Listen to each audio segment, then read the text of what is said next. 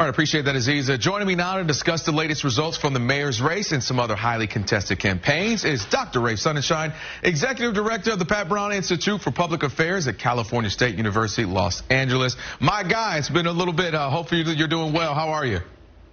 It's great to see you, and I'm doing fine, and I hope you're doing well, too. Doing well. All right, let's get to it. The biggest takeaways, of course, you got a couple of them, but we'll start with the mayoral race. Rick Caruso, 42%. Karen Bass, Congresswoman Karen Bass, gets around 37% of the vote. What's your takeaway from that race?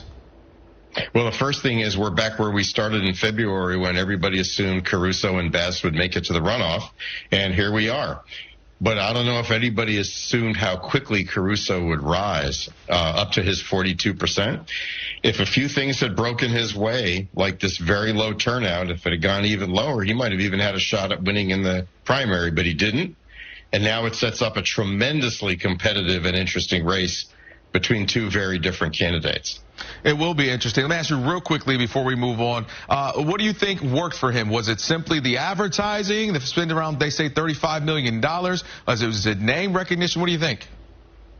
Oh, it was advertising and name recognition, which was very effectively done, but also he had a very simple message, which he kept repeating no matter what question came up, which was homelessness, crime, and corruption, and I have the tools to fix it. Now, the question is, does that message really go unchallenged for the next 5 months when you go from a sprint to a marathon? And he basically totally occupied the media space with his funding such that the other candidates barely could get a word in edgewise.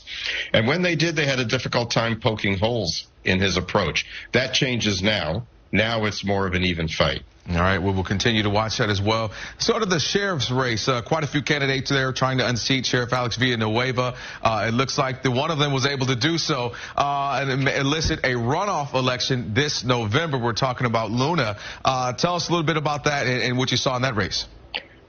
Well, I think this is a little bit of a disappointment for the sheriff because he's in the low 30s, certainly had hoped to do better than that. It certainly shows a lot of vulnerability. He had completely occupied the media space, not with money, but with making news all the time, sometimes doing things that were completely off the wall.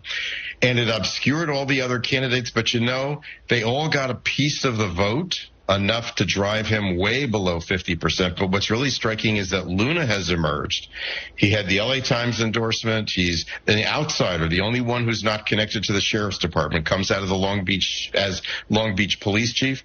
I think he'll be a very strong candidate if he can figure out how to raise issues to challenge the sheriff that people will relate to. Remember, the sheriff will run on homelessness and crime and all those issues, and he's good at being in the news. But there's a lot of vulnerabilities. The question will be, can Luna find a way to convey those to an electorate that doesn't know much about the sheriff's office? Yeah, we will continue to watch that one as well when we get towards November. Dr. Ray Sonnenschein, great having you on. I wish we had more time. There's other couple of races we wanted to get to, but we are out of time. We'll have you on again to do those as well. Thank you so much. I'll look forward to it. Have a good day.